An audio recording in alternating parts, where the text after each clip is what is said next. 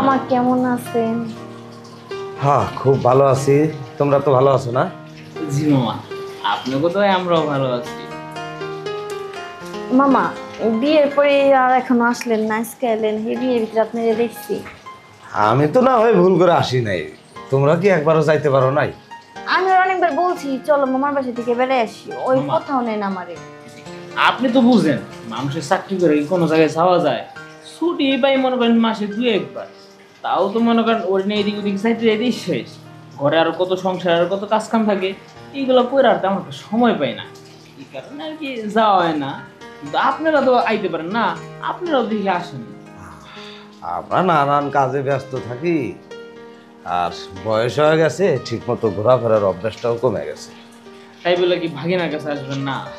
ভাগিনার কাছে আসবেন, ভাগিনা বউ আছে, তাদেরকে একটু দেখতে মন চায় না আপনাকেও? সেটা মনে করেই তো আসলাম। মামা আপনি আসছেন, আপনি বেড়ায় যান, তারপর আমরা অবশ্যই যাব। এবার আর কোনো মিস করবো না। এই বাড়িতে কিন্তু তোমরা দুইজনই যাবা। জি অবশ্যই যাব মামা। আর মামার বাড়ি যাবো না তো কার বাড়ি যাব? 10টা না 5টা না একটা মামা আমার। আমার নিজের তো কোনো মামা নাই, তা আপনি আমার নিজের মামা। ওর মামা মানে তো আমার মামা, তাই না? হ্যাঁ, তাই ঠিকই কইছো। বলতেছি আপনি বাড়ি যাব। আর আপনি কিন্তু বলতে পারেন না যে আমি এখন বাড়িতে যাব পুরো 1 সপ্তাহ থাকবেন। এই তো আটকে দিলে। বাড়িতে নানান রকমের কাজ। মামা দেখেন, এমনি আসতে চান না, অনেক কষ্ট আপনার এবার আনছি। আইসাও যদি বলেন যে নানান রকমের কাজ, এই কথা কিন্তু আমি মানবো না। 1 সপ্তাহ বেড়ায় তারপর যাই। শওকত, এতদিন পর মামা আইছে, তুমি খালি কথাই বলবা। যাও বাজারে যে গরুর মাংস টাংস নিয়ে আসো। হ্যাঁ হ্যাঁ, তা তো অবশ্যই। আমিও না অনেকদিন পর মামাকে পাইয়া বাচ্চার কথা ভুলেই গেছি। মামা তাহলে আপনি বসেন, রেস্ট নেন। আর আপনার ভাইকনা বউ তো আছেই, আপনার ঝাঁঝা লাগে ওরে বললেন, ও আপনি সেবা যত্ন করবো। শোনো, বেশি খরচ করার দরকার নাই। এই কয়টা চিংড়ি মাছ আনলেই হইব। এতদিন পরে আমার মামা আসছে, আমি বলে খরচ করবো না। শোনো, মামা যা যা পছন্দ করে, বড় বড় চিংড়ি মাছ, ইলিশ মাছ, গরুর মাংস, আর বিশেষ করে একটা হাঁস অবশ্যই কিন্তু নিয়ে আসবা। ঠিক আছে, আমি যে সবকিছু নিয়ে আসতেছি, আর তুমি দেখো মামার আর কি কি লাগে। ঠিক আছে, সবকিছু দিও। মামা তাহলে তোমরা গল্প করো, আমি বাজার থেকে আসি। আচ্ছা যাও। আচ্ছা, ঠিক আছে। দেখে শুনে যাও। আচ্ছা। মামা হুম? তাহলে আপনি একটু বসেন, আপনার জন্য আমি চা বানাই নিয়ে আসি। আচ্ছা, ঠিক আছে। মামা কি চা খাইবেন, দুধ চা আর না রং চা? ধরো, তোমার দুধ চা হলে একটু ভালো হতো। আমার দুধ চা। ও, দুধ চা খাইবেন? হুম। আচ্ছা ঠিক আছে, আপনি বসেন, দুধ চা নিয়ে আসি। ভাবো, তুমি কি খাওয়াইতে চাইছো? হাঁস। তুমি আমারে খাওয়াইবা হাঁস, আমি তোমারে দিয়ে দেবো বাস। চাই আমি একটু ঘুরে ফিরে আসি।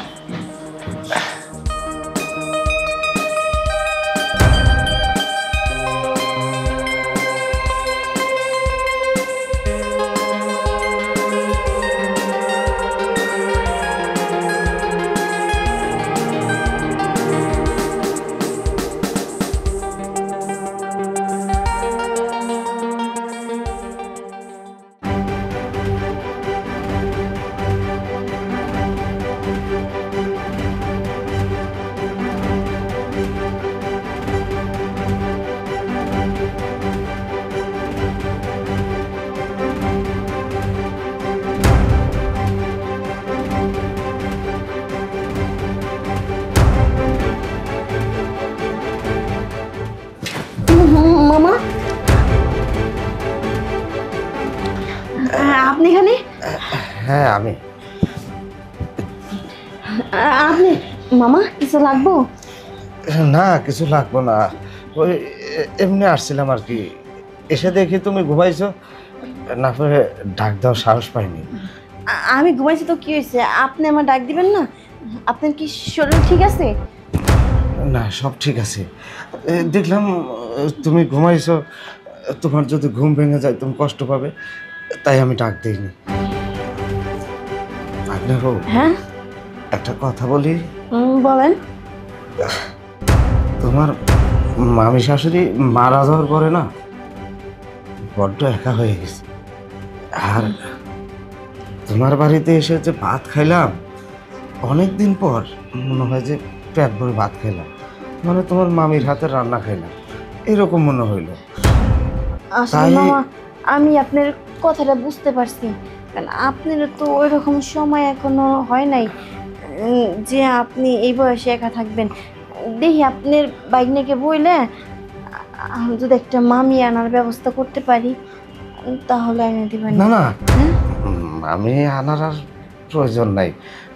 তোমাকে দেখে না আমি আর লোভ সামলাতে পারলাম না।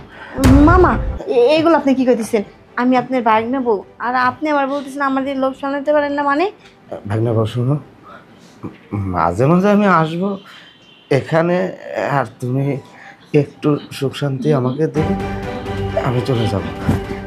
দেখেন মামা, আপনার বাইকটা কিন্তু বাসায় আছে, আপনি যদি এরকম কিছু করেন আপনার বাইকটা কিন্তু আমি কয়ে দিব।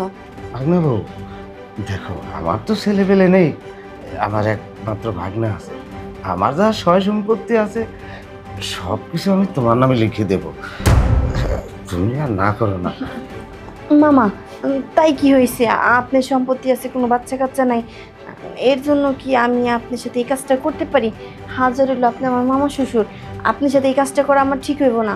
দেখো, আমি যদি একটা বিয়ে শাদী করি, সে ঘরে বাচ্চা কাচ্চা হবে, সেই জমি জমা সব হেরাই নেবে, আর যদি এটা না করি জমিটা তোমারই থেকে যাবে, তখন রাজপ্রাসাদের মতো বাড়ি সব কিছু তোমার হয়ে যাবে, মাত্র একটু আমাকে সুখ দিবে, এই তো আর তো কিছু না। দেখো তুমি আর না করো না, আমি তোমাকে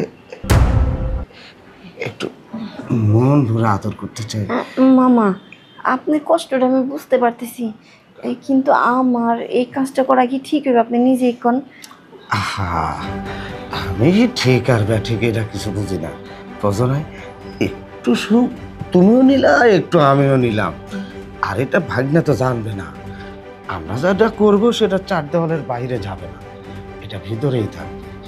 তা ঠিক আছে, কিন্তু তারপরেও আমার কেমন যেন একটা লাগতাছে, বুঝছেন কি কইছি? আচ্ছা মামা, আপনি কি বললেন যে আপনি যত সম্পত্তি আছে সব আমার নামে লিখে দিবেন? হ্যাঁ, সত্যি কথা তো, সব আমার নামে লিখে দিবেন? তুমি যদি বিশ্বাস না করো, ভাগ্নাকে দিয়ে আজকেই একটা স্ট্যাম্প নিয়ে আসো, আজকেই লিখে দিচ্ছি উকিলকে ডেকে।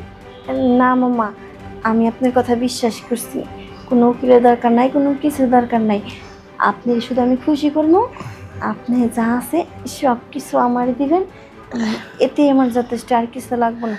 কিন্তু মামা যদি আপনার বাইক নিয়ে জানে তাহলে তো আমার এই বাসা থেকে তাড়াই দিব। আরে তুমি কি ভাবতেছো? ভাগনা ভাগনা জানবে কেন?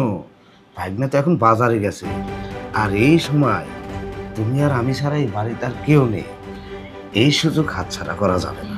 আচ্ছা মামা ঠিক আছে, কিন্তু আপনার বাইক নিয়ে কাছে কিন্তু কইেন না। দেখলে কি মামা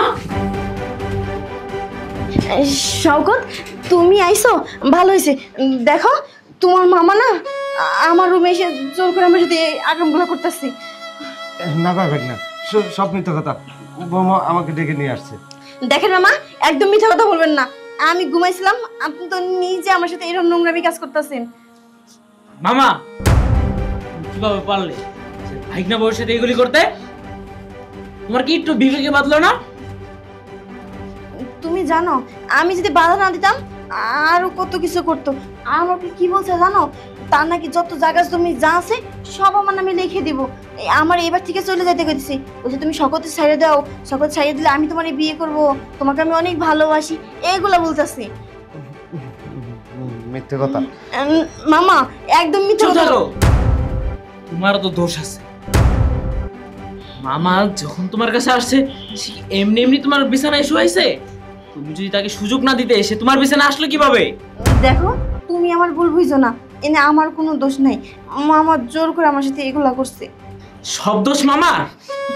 না ভাগ্না, তুই জানিস না আমি কেমন, আর তোর মামি তো আসিল, তুই তো ছোটবেলা থেকে আমাকে দেখে আসতেছিস। আমি ভাগ্না বউকে বলছি যে এক কাপ চা নিয়ে আসো, বৌমা চা নিয়ে এসেই আমাকে যাইতা ধরছে আর এগুলা করছে। দেখো তুমি আমাকে ভুল বুঝো না, আসলে মামা যা কইতেছে সব মিথ্যা কথা। মামা আমাকে চা ঠিকই চাইছে, চুপ থাকো। আমার ভালো লাগছে না দেখে আমি আমার রুমে এসেছি। মামা তুমি এখনই আমার বাড়ি থেকে বের হয়ে বাড়িতে চলে যাও।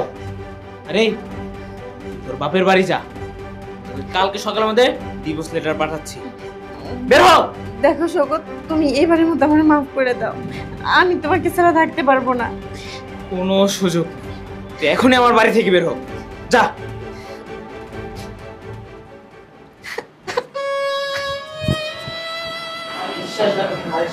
সংসার